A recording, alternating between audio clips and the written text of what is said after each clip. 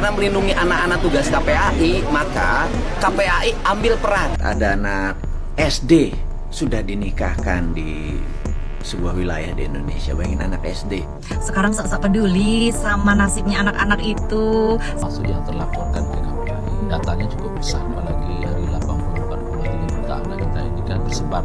Gua baru dapat info dari FYP TikTok tentang gaji KPAI, katanya 20-an juta lebih. KPAI mah giliran orang kaya, anak artis, anak pejabat. Itu kalau ada apa-apa gercep diurusin sama KPAI. Tapi kalau giliran orang miskin, rakyat-rakyat kecil, itu diurusin tuh kalau nunggu viral dulu. Lagi rame nih, siapa yang setuju KPAI dibubarkan aja? Gak guna, bacot mulu, gak ada solusi. Assalamualaikum warahmatullahi wabarakatuh. Gimana kabarnya semua? Semoga baik-baik saja ya. Seperti judul dalam foto tadi Smton ya. KPAI balas kritik Deddy Mulyadi soal urus anak bermasalah. KPAI tugas kami mengawasi. Lah kalau mengawasi ndak usah banyak bacot sebenarnya ya. Yang dibutuhkan sekarang bukan hanya sekedar mengawasi saja, tapi bagaimana langsung terjun untuk membina, untuk mengarahkan anak-anak begitu ya. Ya percuma dong gaji besar ya kalau hanya tugasnya mengawasi saja. Terus kalau ada sekarang kepala daerah yang langsung mengarahkan anak itu menjadi anak yang disiplin, anak yang cinta tanah air loh. Anda kok banyak sekali omong gitu. Ini menarik Smton ya, kita reaksi ya. Ini ada videonya. Gini aja, saya ke KPAI satu aja, kan melindungi anak-anak tugas KPAI. Karena melindungi anak-anak tugas KPAI, maka KPAI ambil peran. Gitu. Kalau hanya berkomentar, memberikan rekomendasi, ya apa maknanya? Ambil peran, sok KPAI mau ngambil berapa ratus anak-anak di Jawa Barat yang bermasalah, ambil oleh KPAI kemudian bina. Gitu, saya bekerja demi rakyat bukan demi siapapun. Dan ingat loh sama KPAI bahwa hari ini di Jawa Barat apa gubernur pusingnya? Pelecehan anak di bawah umur itu masih baik dilakukan oleh ayahnya, ayah tirinya, pamannya, kakeknya, bahkan oknum guru ngaji. Hari ini saya terkaget-kaget ada anak SD sudah dinikahkan di sebuah wilayah di Indonesia. Bayangin anak SD, anak itu masih tantrum, cewek cowok masih kecil-kecil. Saya pikir ada apa dengan negara ini? Ada yang dikatakan itu adat istiadat, tapi terserah deh. Anak 12 tahun gitu sudah dinikahkan baru tamat SD. Emang yang dipikir pernikahan itu hanya untuk buat anak atau emang mudah atau buat anak itu atau ngurus anak itu? Pendidikan itu menjadi berantakan kalau mereka tidak mengerti. Saya rasa di Indonesia ini penting ya untuk ada penyuluhan, pendidikan tentang berkeluarga, memelihara anak, prenatal sebelum melahirkan atau pasca melahirkan, mengurus anak sehingga besar, bagaimana memberikan makan anak, bagaimana mendidik anak. Bahkan saking nggak berkompetennya ya, orang tua itu mengurus anak, memaksa anaknya masuk ke pondok pesantren. Saya tidak salahin pondok pesantrennya, tapi cara mereka itu loh, itu adalah tidak mendidik karena kejam bagi saya. Tapi kalau anaknya sudah mature, sudah dewasa, sudah memahami, sudah diberikan pengetahuan, oke, dilepas. Tapi ini semuanya tidak. Saya merasa pondok pesantren malah jadi pelarian bagi orang-orang tua yang tidak mampu mendidik anak. Bukan begitu caranya. Dan apa yang terjadi kalau anak 12 tahun ini menikah kemudian punya anak? Ngerti apa dia tentang mendidik? Ilmu sekolah juga nggak lengkap, ilmu pengetahuan tidak ngerti, budaya cuman mengikuti saja.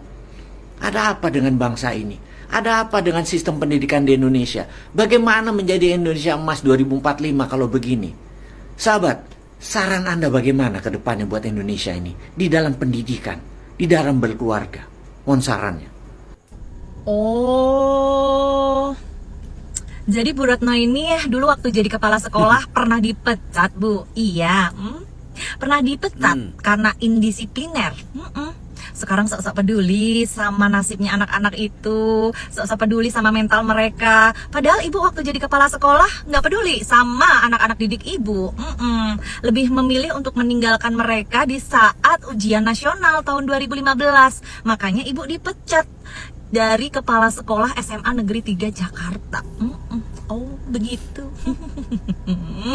Ya, kalau kita menyebutnya kasus-kasus anak ini seperti fenomena gunung es yang sebagian terlaporkan itu kan hanya permukaan saja, termasuk yang terlaporkan ke KPAI. Datanya cukup besar, apalagi dari 84,3 juta anak kita ini kan tersebar ya, 10% berada di daerah Jawa atau Pulau Jawa. Nah, data dari Kementerian PPA juga sama, kekerasan terhadap anak ini meningkat terutama psikis, kekerasan psikis. Nah, kekerasan psikis itu siapa pelakunya? Ada orang terdekat, keluarga, bapak, ibu, kakek. Siapa lagi ya oknum tenaga kependidikan. Siapa lagi ada juga aparat hukum. Kemudian siapa lagi ada juga di orang-orang yang dikenal di sekitar anak, baik di media sosial maupun di lingkungan pertemanannya. Jadi karena data ini besar, termasuk juga Jawa Barat, karena Jawa Barat tentu populasi anaknya pasti 30% dari jumlah penduduk. Jadi apa yang disampaikan oleh Pak Gubernur soal kekerasan seksual, penelantaran, saya kira itu banyak. Nah, saya kira disinilah itu bagi kami angka-angka statistik ini kan tidak hanya dilihat soal besarannya. Bagi kita satu anak pun kasus itu udah besar. Gua baru dapat info dari FYP TikTok tentang gaji KPAI, katanya 20-an juta lebih. Disuruh Kang Deddy Mulyadi buat ngebantu anak-anak yang bermasalah. Jawabannya enteng banget. Tugas KPAI cuman ngawasin doang. Lah, gue juga bisa tugasnya ngawasin doang. Orang lain juga bisa tugasnya ngawasin doang, gajinya 20-an juta lebih. Kalau kata gue mah ya, mendingan nih 20-an juta lebih dibagi dua. Udah puas lu 20-an juta lebih mah. 10 juta buat lu nggak apa-apa, 10 juta lagi buat ngebantu rakyat, minimal buat ngebantu pendidikan anak-anak sekolah, pendidikan anak-anak yang kurang mampu, sama yang di barak militer juga nggak apa-apa, itu buat dibantu. Nanti kalau keluar mereka bisa dapat ilmu yang lebih tinggi, bisa dapat pekerjaan yang lebih baik, biar nggak ada tawuran lagi, sama ngebantu anak-anak tuh yang pintar-pintar, yang mempunyai wawasan tinggi, jadi bisa ngebangun negara biar lebih maju ketimbang buat lu full 20 juta per bulan. Gila, 20-an juta anjir. Gue 10 juta aja belum pernah megang, gue ini 20 juta, gila sebulan, gila. Bayangin aja. KPAI mah giliran orang kaya, anak artis, anak pejabat, itu kalau ada apa-apa gercep diurusin sama KPAI. Tapi kalau giliran orang miskin, rakyat-rakyat kecil, itu diurusin tuh kalau nunggu viral dulu. Itu ge bari harus dikaji dulu, ini dulu, itu dulu, bla bla bla bla bla. KPAI dan antek-antek politik yang lainnya dan elit politik yang lainnya, kalau tidak bisa membantu program Pak Deddy saat ini, program gubernur saat ini, tolong jangan dipersulit, tolong jangan dihalang-halangi. Makanya ya KPAI kali-kali turun dong ke masyarakat, lihat realita di masyarakat seperti apa, lihat betapa memprihatinkannya anak bangsa saat ini. Lihat atuh, giliran udah ada yang bantu baru rariweh. Itu KPAI fungsinya apa sih? Bisa nggak dibubarin? Kayak gitu cara nama tepung sih. Bener ya, kalau memang kalau terkait dengan artis begitu, anak-anak artis terus apa namanya yang viral-viral gercep begitu. Tapi ini baru kita tahu Smithton ya, bahwa tugas pengawasan hanya sekedar pengawasan saja begitu ya. Padahal kan dari video tadi itu sudah ada tuh laporan mengenai banyaknya terjadi pelecehan-pelecehan di situ. Mohon maaf Smithton ya. Begitu diserahkan sekarang tugas KPAI cuma apa? Cuma pengawasan dengan gaji 20 juta hanya mengawasi saja. Enak betul begitu ya. Yang lagi rame nih, siapa yang setuju KPAI dibubarkan aja, nggak guna, bacot mulu, nggak ada solusi. Nih kocak nih, KDM minta KPAI ikut urus anak nakal. Terus apa kata mereka? Tugas kami hanya pengawasan, nggak guna. Nih dia nih, saya sudah sampaikan berulang kali tugas kami melakukan pengawasan. Bacot mulu, nggak ada action, nggak guna. Woi Mariati, Solihah, kocak. Jangankan untuk anak ratusan orang, satu anak pun akan direspon oleh KPAI. Yang bener. Terus gimana dengan kasus seperti ini? Kalian kenapa diam? Setiap tahun ada aja korbannya. Kenapa kasus pelecehan seksual yang ada di pesantren kalian nggak pernah naik ke permukaan? Kocak, kemana lu dari tahun 2024 ini? Kenapa bisa terungkapnya baru sekarang? Kemana lu KPAI? Lembaga kocak. Gimana ini guru ngaji cabuli 16 santri TPA korban disumpah Al-Quran lo agar diam. Kenapa kalian fokusnya ke barak militer? Padahal di sana mereka nggak dilecehin seperti ini di pesantren. Di tahun 2024 aja dari Januari sampai Agustus sudah ada 100 anak jadi korban kekerasan seksual di pesantren. Gimana? Setuju nggak kalian kalau kita bubarin aja KPAI? Orang cuman ngawas-ngawasin doang kok, baca doang, nggak ada action. Sumpah ya, aku tuh nggak ngerti apa sih yang dirubutin oleh KPAI. Nih, 6,7 siswa tak tahu alasan dikirim ke barak. Ada ancaman tak naik kelas. Maksudnya gimana? Anak-anak yang lagi duduk, lagi mengaji, lagi belajar, digiring gitu ke barak. Hah? Anak-anak yang bermasalah yang dikirim ke barak itu atas persetujuan orang tua. Dan setahu aku ya, di berita-berita yang beredar, sebagian besar pihak guru, pihak sekolah itu seneng anak-anak yang bermasalah dibawa ke barak. Karena yang bermasalah itu bukan 1-2 orang. Dan itu sebagian besar anak-anak yang bermasalah adalah anak-anak yang melakukan tawuran, melakukan geng motor. Pasti nggak sendiri dong ya, yang namanya tawuran itu pasti banyak. Ini logika aku aja ya. Kalau memang selama ini KPAI bisa mengatasi tawuran pelajar, nggak mungkin juga dong diambil alih oleh Kang Deddy, ya nggak sih? Terus ya, menurut hemat aku, seharusnya KPAI itu seneng karena sebagian masalah diatasi oleh Kang Deddy. Kan bisa KPAI menyelesaikan masalah yang lain. Lagian kenapa? Atuh dari kemarin repeh wae. Tapi sekarang Kang Deddy udah turun tangan rariwuh kabeh. Gergeten. Ampun, teuing. Siapa yang setuju Komnas HAM dan KPAI ikut pendidikan di barak militer sama TNI? Angkat tangan. Ke barak militer itu tidak tepat. Kenapa? Karena yang pertama, kewajiban untuk menyelenggarakan pendidikan itu ada pada pemerintah. Saya kira selama ini juga TNI tidak memiliki kapasitas, tidak memiliki pengalaman gitu ya untuk mendidik masyarakat kita sebagaimana pengalaman lembaga-lembaga pendidikan yang ada di Indonesia. Kalian tidur tadi malam jam berapa? Oke, bangun jam berapa? Oke, jam 4. Mandi tidak? Velvetnya dibersihkan? Kamar mandinya dibersihkan? Sarapan tidak? Sholat subuh tidak? Nangis tidak? Aduh, Komnas HAM KPAI ini banyak kali cerita bilang tidak punya kapasitas lah, tidak tepat lah program KDM ini. Terus yang paling tepat dan punya kapasitas menurut kalian siapa sih? Kalian, nah? KDM itu Kang Deddy itu sudah punya kepedulian aja ya buat generasi penerus bangsa agar lebih baik. Kalian protes, banyak kali cerita kalian ini. Aduh, tuh lihat Bapak Ibu Komnas HAM dan KPAI, lihat tuh pelajar-pelajar yang tadinya jarang sholat subuh sekarang bangun untuk sholat subuh karena dilatih sama bapak-bapak TNI ya, yang tadinya nggak pernah bersihin kamar mandi, nggak pernah bersihin kasurnya pada berantakan, sekarang mau nggak mau dia dilatih untuk membersihkan itu semua, jadi tanggung jawabnya ya kan. Yang tadinya banyak nongkrong begadang main game, sekarang jadi apa? Tidur jam 10 malam, tertib, disiplin, bangun jam 4 subuh. Jadi apa alasan kalian untuk bilang ini tidak baik, tidak bagus, tidak tepat? Alah, banyak kali cerita kalian. Lagian lucu ya Komnas HAM ini. Lucu kali, lucu. Bapak Natalius Pigai yang Menteri HAM aja itu mendukung penuh ya program KDM dalam pembentukan karakter pelajar-pelajar di Provinsi Jawa Barat ya oleh TNI ini. Jadi apalagi alasan mereka gitu, menteri aja mendukung. Atau gini lah ya, jangan hanya bisa mengawasi dari jauh yang ngomong-ngomong di media tidak tepat, tidak setuju. Turunlah sana, turun ikut ke baraknya sana, lihat, awasi ya, orang Komnas HAM sama KPAI turun ke sana, lihat. Kalau memang ternyata bagus ya diam ya. Kalau memang nggak bagus baru ngomong. Apa nggak bagusnya? Lihat ke sana makanya. Banyak kali cerita. Nggak usah TNI, di pesantren juga bisa, di sekolah-sekolah itu kan artinya setuju. bukan satu-satunya. Terus yang kedua, bedain antara tindakan pidana kriminal dengan bukan. Nah, sekarang anak yang dinakal yang dimaksud itu apakah yang melanggar pidana? Bayangkan seorang mantan kepala sekolah yang dipecat karena ninggalin ujian nasional, terus jadi komisioner KPAI dan sekarang sok paling peduli soal anak. Ironi yang layak ditonton. Retno Listiarti, dulu kepala SMA Negeri 3 Jakarta, dipecat tahun 2015 oleh Gubernur Ahok karena meninggalkan tugas saat ujian nasional. Tapi cerita nggak berhenti di situ.